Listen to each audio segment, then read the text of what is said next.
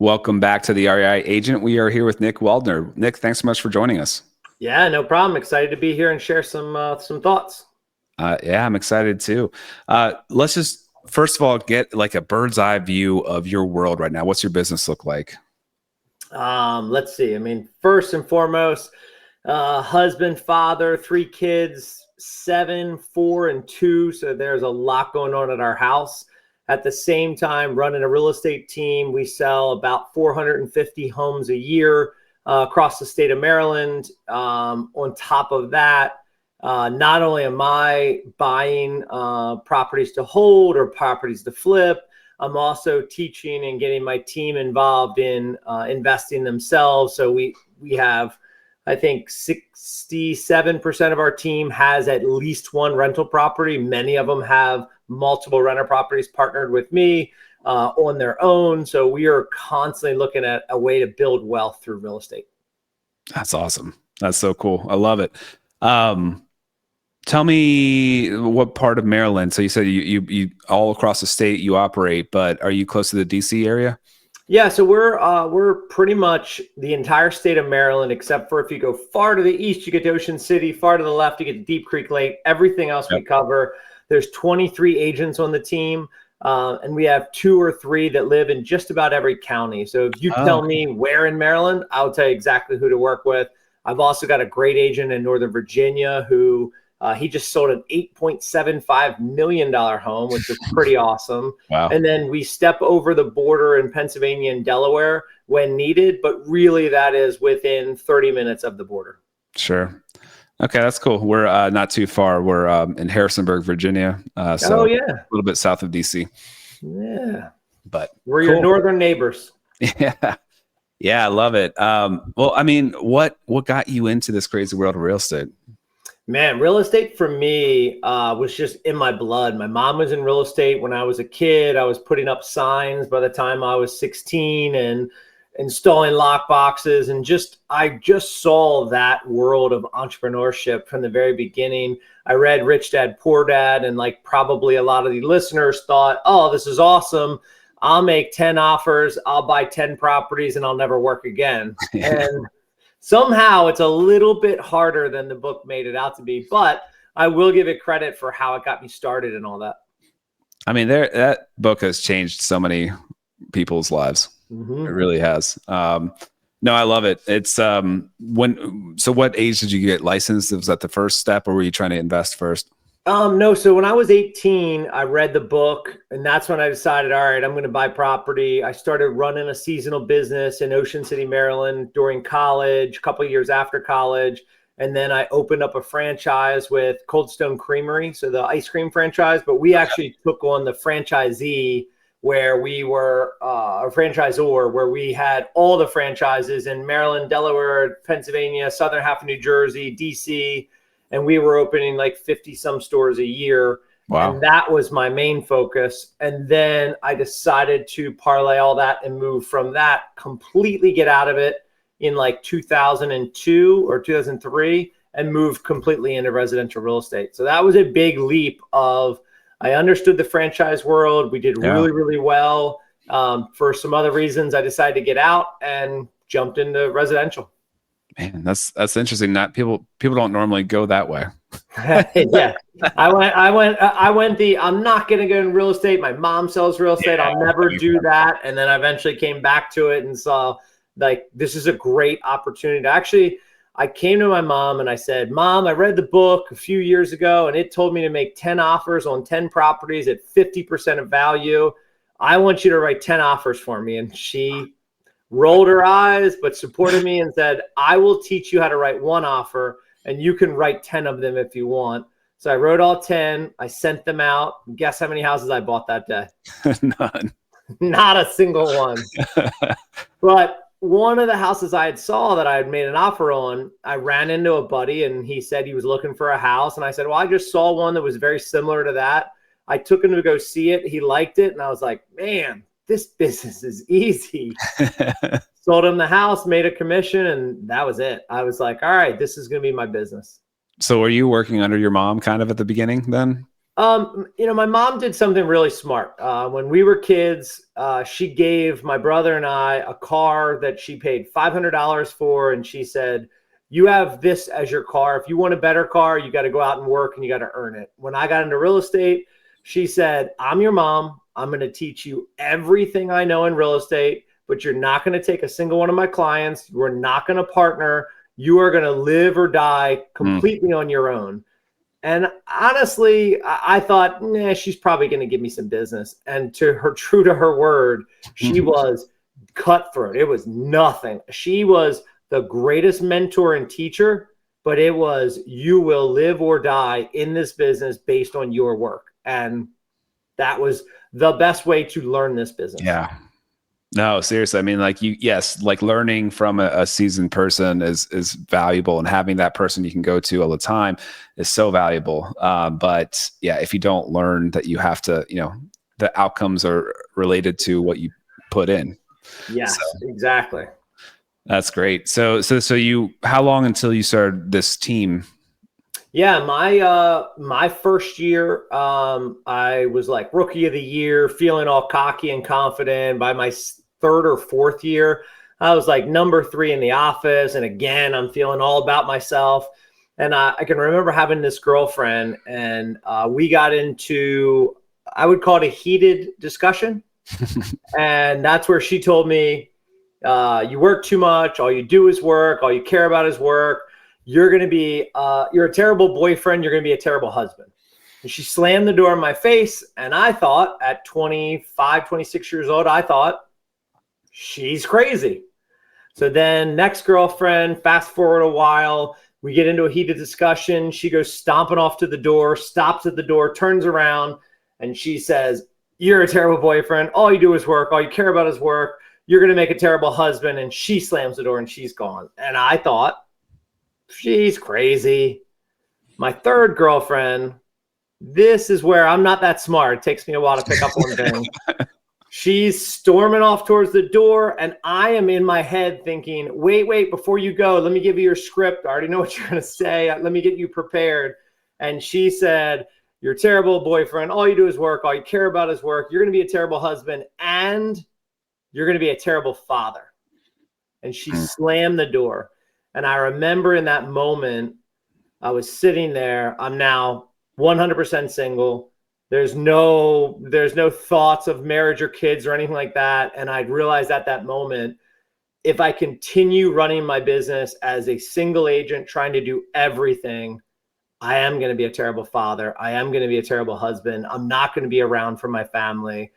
And I couldn't bear to think about that. I had a father who wasn't around a lot, and I knew that kind of pain. And I was like, that will not be me. And that was the instant where I was like, I'm hiring. I'm going to bring in some admin help. I'm going to bring in some marketing support. Eventually, I started bringing in agents. But I was very clear from that exact moment, 26 years old, 100% single. And now everything I'm building is to be a great father.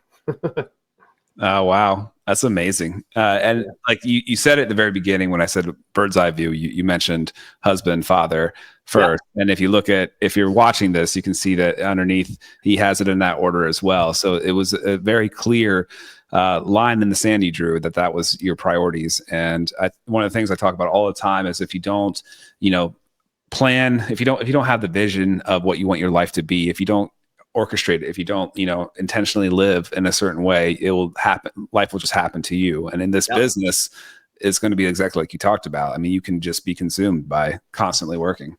Yeah. And there was a drive to be number one, to have the highest GCI, to beat everybody else, to work like nobody else. And I used to wear that like a badge of honor. And I remember one of my mentors telling me, you're an idiot if you think the harder you work is how you make more money. I was like, okay, tell me more. So in the hiring process, did you get somebody full-time right away then? Admin or? Yep. Hired my first admin right away. I went out, sold a bunch of real estate. I came back and I said, what have you done? And she said, no, nothing. And I said, this isn't working and you're fired. And then I hired a second full-time admin and I ran out and I sold a bunch of houses and I came back and said, what did you do? And she said, I kind of not really that much. I said, "You're fired. What is this? I can't find good help." And then I hired my third admin, and I went out and sold a bunch of houses, and I came back and I said, "What did you do?" And she looked at me and she said, "What have you taught me to do? What do you want me to do? What are the jobs you want?" And I was like, my eyes were this big, and I was like, wow. So maybe those first 2 hires were actually really good, and it was me. And again, you know, I'm pretty slow. It takes me a little while to pick up on things. So that hire, we built our systems, we built the team, we built everything. She's still with me today. Wow. In her vision, her and her husband wanted to move to Florida, and there was a certain area, and they wanted to be able to walk the beach every morning, and they love sea turtles. I mean, we blew the vision out. I knew exactly what she wanted and the timeline and all that. And we actually helped her move to Florida 5 years earlier than her planned timeline. Now she was like, "I'm not retiring. I want to stay on." And I was like, "Great. I trust you." She lives down there. She's been working for me remotely for, you know, probably 6 years at this point. She's amazing. And every morning she sends me a picture of her walking on the beach and whatever's going on down there. It's awesome. She gets to live her dream too. I love that. It sounds like you've learned a lot of lessons through the years. A lot of three-peats. I've screwed up a lot. If you could go back and talk to yourself, you know, when you started, what would you do differently? I think I would be okay with the boredom of success. I think we're so fast to look for the next shiny object, to watch the next thing on YouTube, to follow the next hot book that just got released or the hot new speaker that just came on the scene. And we're constantly chasing and running after what's new because we're bored and we want some new excitement. And the reality is, if you can get comfortable in the boredom, that's how you become a master.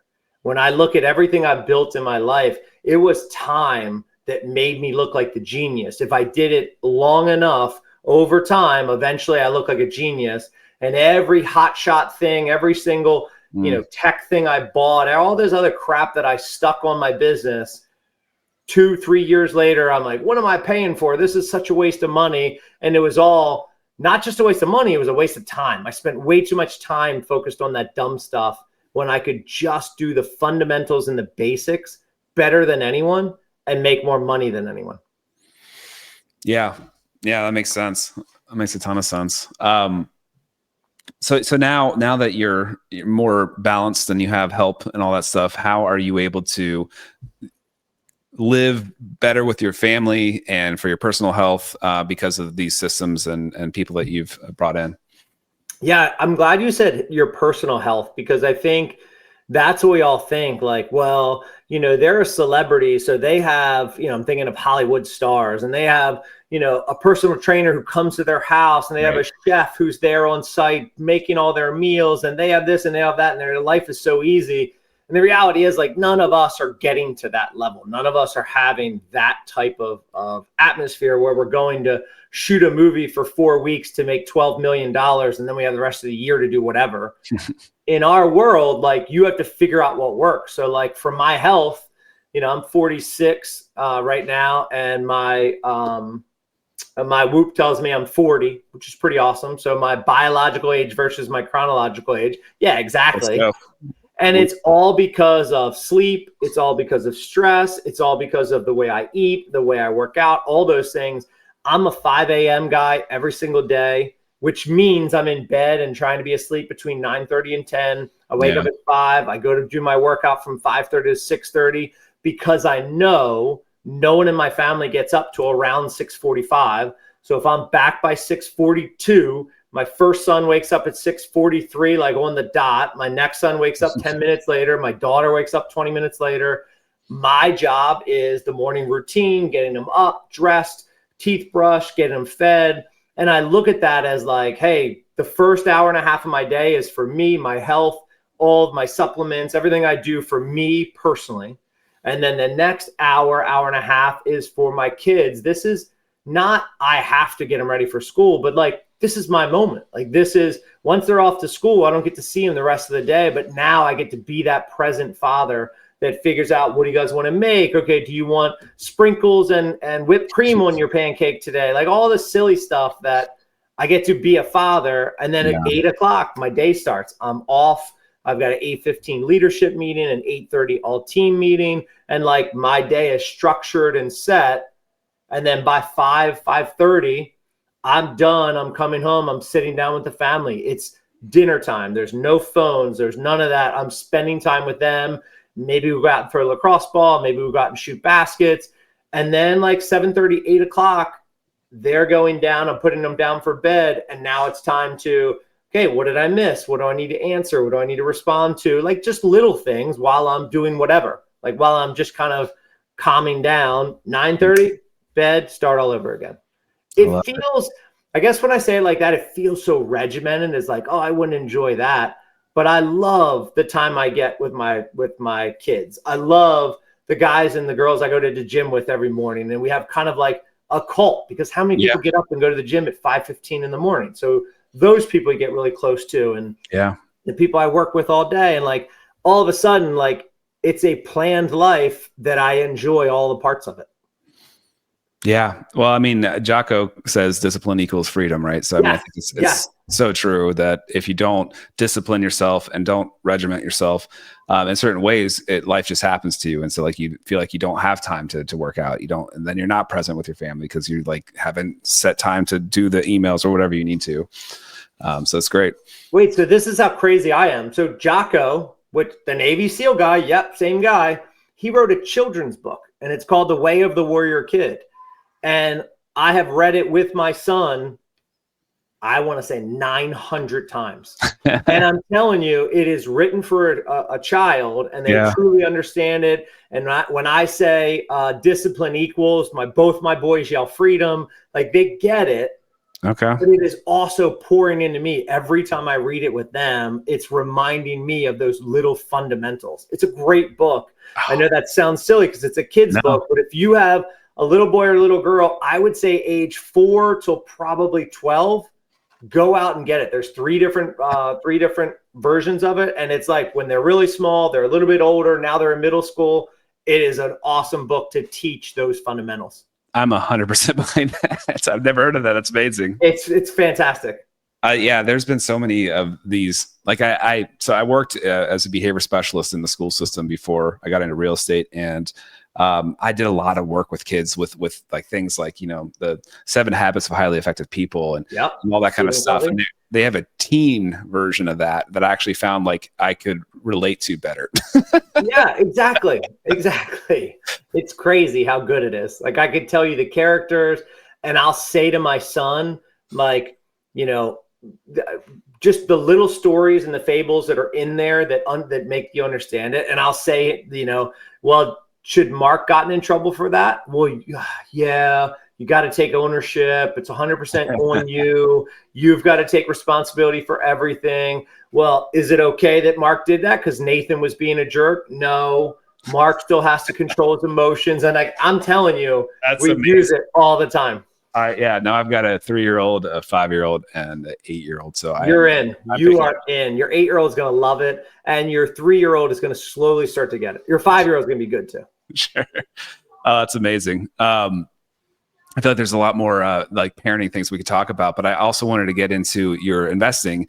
I love the idea that you are helping your team also invest. So I guess maybe start off with where, after you failed 10 offers, where did you start actually picking up property, and what strategies have you used? Yeah, for anybody who's in the younger demographic listening, I started with house hacking before it had a really cool name. Back in the day, it was buy a house and throw your friends in it. And that's what I did. I bought a house. I had 2 guys in the other 2 bedrooms and a 3rd guy in the basement. And my rent, which is basically all of them paying rent minus my mortgage, was like $110. So I'm saving money every month. Like, all right, what's my next property going to be? When I finally bought my second one, I replaced myself with another tenant. So now my house is still full. And then my buddies were all like, wait a minute, we should buy houses too. And I'm like, great idea. So I sold each of them a house and then put new tenants in. And then my next house, I had 2 roommates living with me. And like, you can continue doing the house hacking, and for me, until you get that significant other that's like, hey, I don't want to live in a frat house anymore. Right. And that's when, that's when the life ends. You're like, all right. That strategy was awesome for that age. Yeah. So I ended up with 2 properties for that. I still own them to this day. And then it started being when I found the home runs. I would go out and look at properties. I'd go out and meet with listings. I would hear about this. I would hear about that. And anytime it was a home run, it was, all right, how do you find the cash? How do you scrape it together? And I was probably on a pace of buying about 1 a year. It wasn't crazy. It wasn't wild. I wasn't picking up 5, nothing like that. But 4, 5, 6, 7, 10 years later, all of a sudden, not only do I have 10 or 12 properties in my portfolio, but the ones I bought 10 years ago are now worth a hell of a lot more than I paid for them. Absolutely. And time just keeps making you smarter and smarter and smarter. And, I had a buddy, I just saw him the other day. No offense to anybody who likes this, but he showed up in his Porsche GT3 something or other. I don't know all the details. And he was like, yeah, I've got this one, and I've got another one, and I've got a third one. And I'm thinking, you've got 3 Porsches?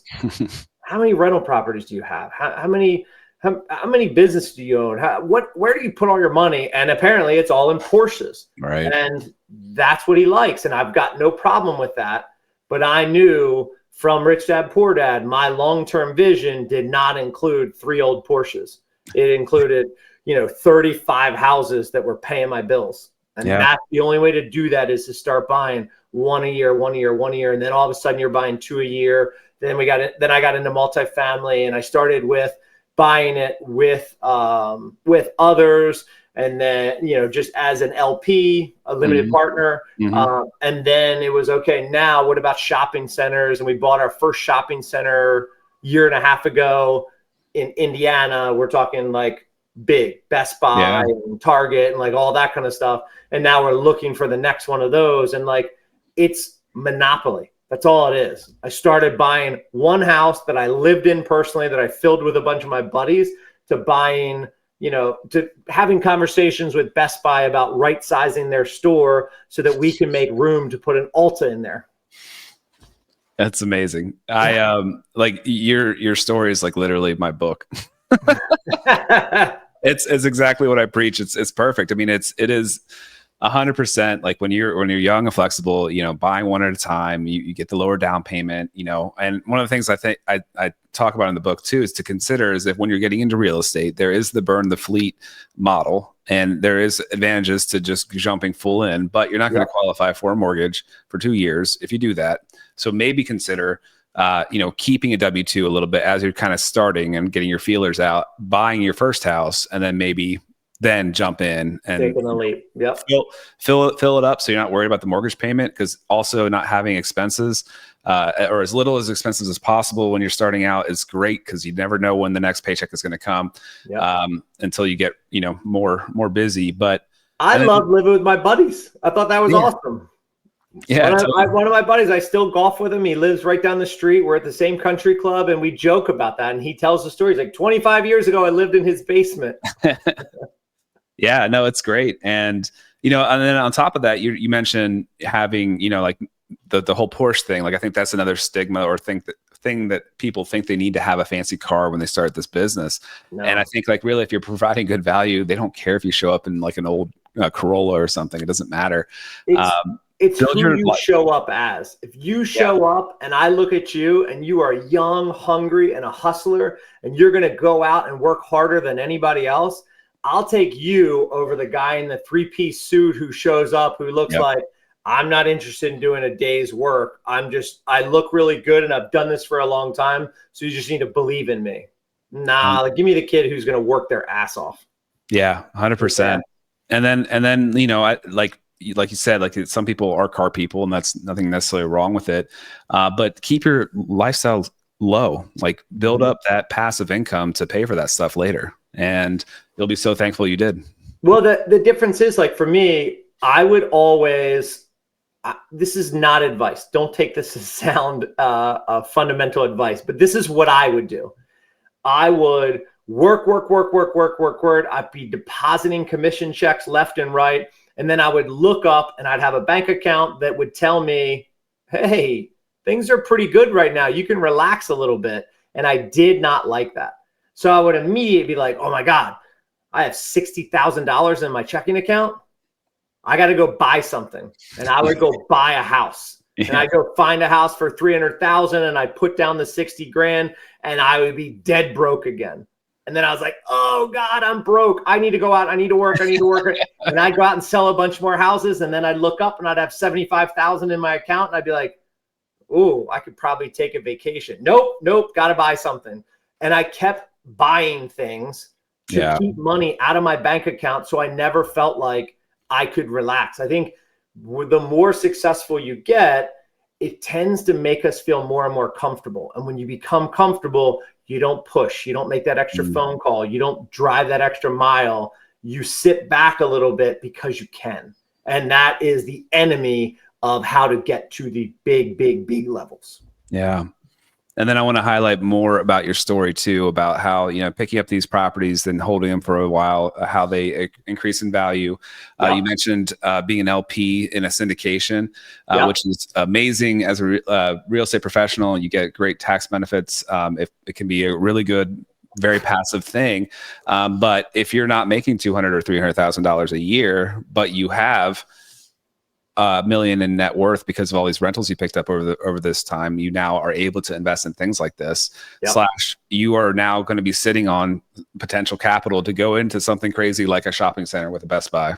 Yep, exactly. And what I would say, I think when I look back to syndications, I got a poor education in syndications. And when I say that, what I mean by is I invested in a syndication with a couple of, a group that I was introduced to. We had great results. And then we bought another, all great results. Great results is a terrible teacher. Yeah. Because now I believe that all syndications are created equal. And anytime somebody gives me a prospectus, well, yeah, those numbers must be pretty accurate. And I had to learn really quick because now I have a long list of failures on my resume. I have everything from like not as big as the Bernie Madoff, but scandals like that where they were, taking money here and paying off here and that pyramid and all. You name it, I've been involved in a little bit of all of it because I got that poor education that told me these are all working. They're all doing well. I'm making money on all of them. Just keep putting money in. And that one original company I still have deals with, we still do deals together, and we've won 80% of the time. But then every time I got outside of my education, I'm like, oh, I'm going to invest in this ATM deal. I'm going to invest in this, stock deal. I'm going to invest in this. All the industries that I don't really know a lot about, almost all of them came back to bite me in the butt and lost money or failed on this one or this guy went under. So you want to make sure that GP, your general partner, has a track record, can show you that they've done this over and over and over again, and the success and failure. If they've never had a failure, I'd avoid them too. They should have successes and failures and be able to show you all of them. And I want to introduce me to 5 people who have invested in 10 or more of your projects. If they don't have investors to keep coming back, stay away. It's really good advice. That's really good advice. And I think that only cost me about $500,000. So you're welcome. I'll cut you a check after the show. No, that's very true. And I think, it's easy to have the rose-colored glasses on things like that because it's easy passive money. It's, all this stuff. But there is risk. There's definitely risk involved. And I've definitely heard of people. And sometimes the bigger names that are out there are ones that are not focused on the business and like actually making it successful. Like sometimes there's the industry gets them to get a new deal to be able to get that payment within the structure. So to keep the lights on, to keep going. And they might take a deal that doesn't make near as much sense in order to do that. So 100%, those are really good tips for anybody considering this space. But the point of it all too is that you have those options because you did things like buying these properties and building up your wealth and building up your team and building up your business in general, so you can make these decisions. And hopefully you've made more than the $500,000 you've lost, and so it's been worth luckily in the end. But yeah, I mean, like that's the thing too. Like it's when people like think about getting into a flip or something like that, it often feels like a zero-sum game where, oh my gosh, I'm going to be investing $200,000 into this deal and it could all go belly up. I'm going to lose everything. And even if you did, which is, I don't really think it's possible to lose everything. Yeah, I was just going to say, it's not possible to lose it all because you're going to have some leverage there. You're going to have that, but like you could put $200,000 in a syndication and literally lose everything. Yeah. Like nothing. Yeah. But in this circumstance, I'm just saying, like, the lesson learned, that getting in and getting started is worth it. And usually with like a flip type scenario, like the worst case is like you pay a little bit, or maybe you break even, and it wasn't really worth it. It's if you do your calculations right, you can't just go and throw a dart at the MLS. That goes back to my team. Like when I'm teaching this and I'm sharing this and I'm telling them my successes and failures, there's a hesitation to jump in. So I immediately said, if you are on my team and you bring me any deal and we work it together, I will go in 50-50 partners with anyone. And if I'm putting in my money, we're going to sit down and I'm going to teach you and we're going to do the research and we're going to understand the numbers and we're going to go through everything together. And even if that just got them to buy their first one and then they buy their second, third, fourth, fifth all without me, I'm fine with that because it got them off the fence and got their first one. And I have several that we've bought 4 or 5 together, and that's fine too. I want them to get comfortable enough to be willing to do it themselves. I'll partner with anybody on my team for as long as it takes them until they're comfortable to be able to do it on their own. Because I think long term, they're going to look back and be like, man, thank God he got me to do that first one or that second or third one. Yeah, totally. And it does often take somebody else to feel comfortable doing it. Mm-hmm. So yeah, I was going to ask you then too, how that all has started or how that works in your team. So you're obviously talking about your wins and your failures and stuff with your team actively. And when you're picking up deals, if they're going out and finding them, so it sounds like that's the key piece there, is that they have to bring you the deal. You're not out there finding deals for them. No.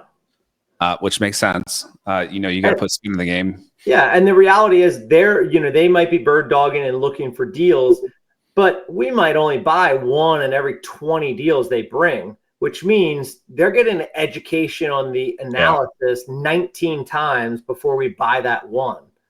And that means there might be 19 mistakes that they would have made if we weren't partners, when we weren't they were just going to do it on their own. Yeah, I love that. And so are these then any kind of deal? Are you targeting BRRRRs, fix and flips? It depends on the deal. We look at it for buy and hold as our number 1 priority because that's how you build wealth. Right. If it doesn't work for that, can we flip it and what do the numbers look like there? So that's really where we're looking back and forth. And it's funny because I'm always a teacher, but I'm always a student. So when I bought that first shopping center, who did I buy it with? I bought it in a partnership with 4 other guys where one guy has, 12 of these and he's been doing this for 20 years. So I went in as a partner with him knowing, all right, I got a million questions. Teach me this, show me this. Why do we like this? And, we've been analyzing deals every week for the last probably 2 years. And now I'm understanding so much more because of my conversations with him, where I don't mind partnering on the deals because I'm learning so much. Like it's worth it to me than go to take that risk alone and not sure what I'm exactly doing. No, 100%. That makes a ton of sense. I had a follow-up question there. It's probably a good one. That's why I can't remember it. But so yeah, that's really cool that the team is involved. And oh yeah, I know what I was going to ask. It was about how do you teach your team to walk the line of, finding a deal. Sometimes I'm assuming they're going to be off market, and talking to sellers as a licensee, like, how do you walk that line of like, if you put it on the market, you could get X, Y, and Z. And if you go with me, I can close in 2 weeks. Tell me how you approach that. I love that, because I think that this gets lost in the highlight reel of YouTube, where everybody's like, oh, found this deal, I made 85,000. We probably stole it from some old lady. Like, if their kids find out, they're going to be pretty upset. Like, that's not the business that I ever want to run.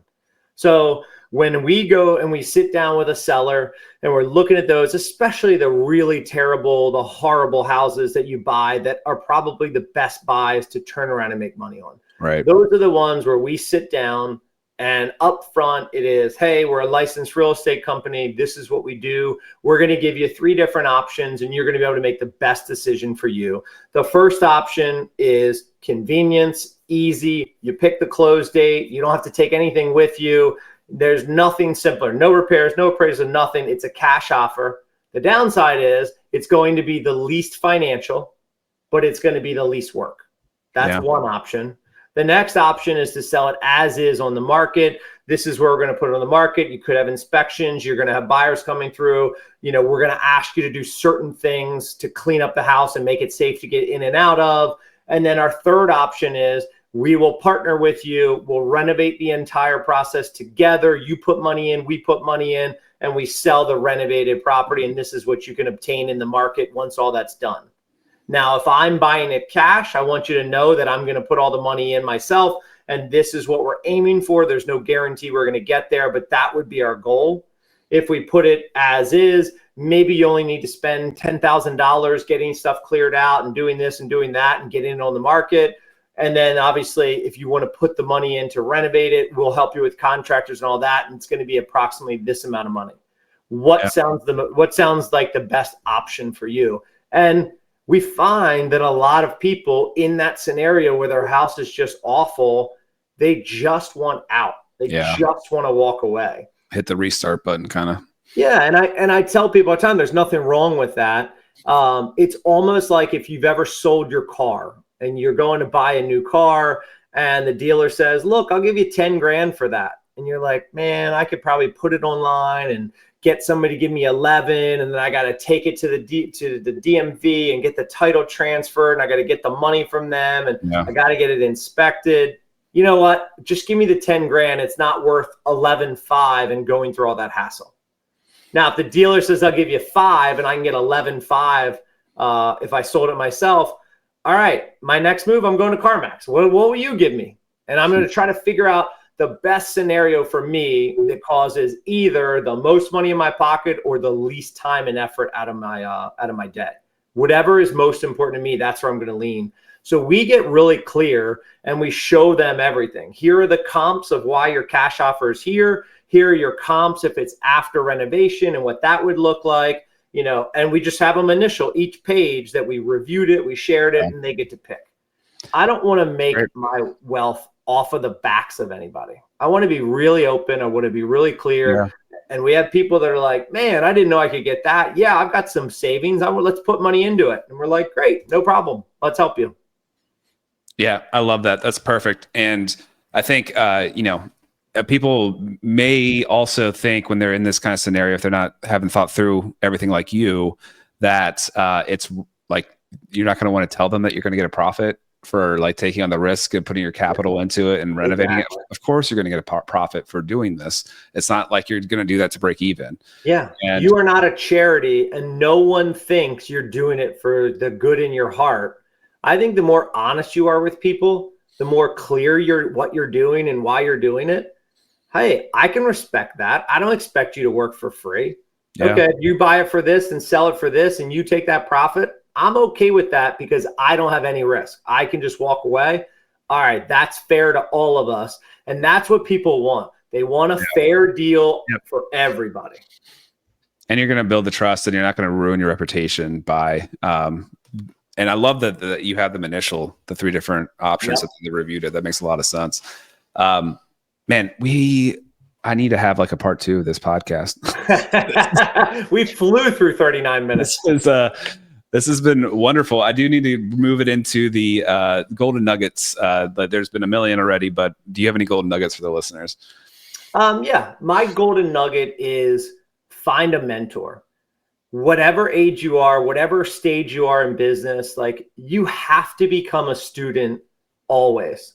So if I'm looking at my mentors and, you know, one of them is a billionaire and he's at such a higher level than where I am and where, you know, and I watch his life and I see what he does and I can see where his focus has moved away from, you know, money and trying to get as much as possible. And it's much more about his life and his enjoyment and his family and his health and his time. And like, I see that end game and it allows me to cheat the system and I don't have to kill myself for 70 years before I realize, man, maybe I should care about my health, my family, my relationships, like stuff like that. So I think go out and find a mentor. There was a book, I don't remember the name of it, but it talked about a mentor lunch. Find somebody that you respect. You take them to lunch, go ask them if they'll have lunch with you and have 5 questions and ask those 5 questions to every single person you take to lunch that way. And once a month, you have a mentor lunch where you find somebody that you respect, ask them to lunch, see how it goes. And it could result in a relationship where they become a mentor for years to come. It could be just that one lunch. But you should always be looking for those successful people because, to be honest, they're at a point of success where they want to give back. They want to share. Their kids don't want their company. Their wife doesn't want to hear about their business. Like nobody cares. Yeah. You show up and you're like, tell me everything you did. And they're like, really? You want to know? Yeah. And they're almost dying to give you that information. So go out and find a mentor and make sure you're being a mentor to somebody else. Yeah, I love that. And just the who you are surrounding yourself with is so important. And, you know, like trying to, like you said, if you can give back yourself, have a percentage of your time allocated to that. If you can be around peers that are kind of in the same world, the kind of the same mindset, they're raising you up, not bringing you down. That's great to spend a good amount of time with people like that. But then I'll definitely find those people that are ahead of you is so critical. I love that. Yeah, love it. So we talked about Robert Kiyosaki, but is there and Jocko? What is the book?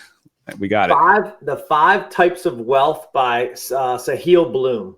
Okay. And those 5 types of wealth, I love how he breaks this down. So Sahil, great writer, spent some time with him, really good guy, family person. Like this is more of a compilation of 5 or 6 different books, all put into one that teaches all the lessons you would learn after reading all these other books, but it's in one. It's well written. It's easy to follow. It's got some good stories, but it talks about how we measure our success on our bank account only. And financial wealth is important. I'm not saying go live in a yurt and never worry about money, but it's not the only thing because there's plenty of CEOs that are on their 3rd marriage and their kids don't talk to them and their health is so poor, who knows how long they have left. And all of a sudden, when you start looking at the different categories of your financial wealth, your physical wealth, your mental wealth, your social wealth, your relationships, and your time wealth, when you start looking at all those things and then you start putting purposeful time into each, gosh, I want to make sure I'm healthy. So I'm watching what I eat. I'm working out and I'm doing the right things there. And man, I know that no matter how successful I am, if I don't have great relationships, if I don't have a relationship with my kids or my parents or my friends or whatever that social circle is, how am I going to enjoy my success anyway? So I've got to put time in there. And then when I talk about the mental side and how stress kills and what you need to do there, like it is encompassing in our entire world of how to approach this life and still go after the highest levels of success, but without giving up on all the other areas that are important too. I love it. I mean, that's exactly what the show's about. So that's perfect. There you go. 5 Types of Wealth, Sahil Bloom. And then if people are interested in following you on any social media or anything like that, where can they find you? Yeah, you can find me, I think Facebook, it's Waldner Nick, at Waldner Nick. Instagram is at Nick Waldner. You can go to nickwaldner.com. You can go to waldnerwinnersteam.com. If you send an email, I'll actually answer it. If you send a DM, I'm not somebody who has assistants running all that. Like it's just me responding. So if you see any of this and you want to reach out, grab any one of those. send me a DM or send me a message. I'm happy to share and to give ideas or thoughts, or if something piqued your interest, ask a follow-up question. I'm there. I love it. Nick, thank you so much for your time. This has been a wonderful conversation. Yeah, I appreciate you guys having me. Thanks for listening to The REI Agent. If you enjoyed this episode, hit subscribe to catch new shows every week. Visit reiagent.com for more content. Until next time, keep building the life you want. All content in the show is not investment advice or mental health therapy. It is intended for entertainment purposes only.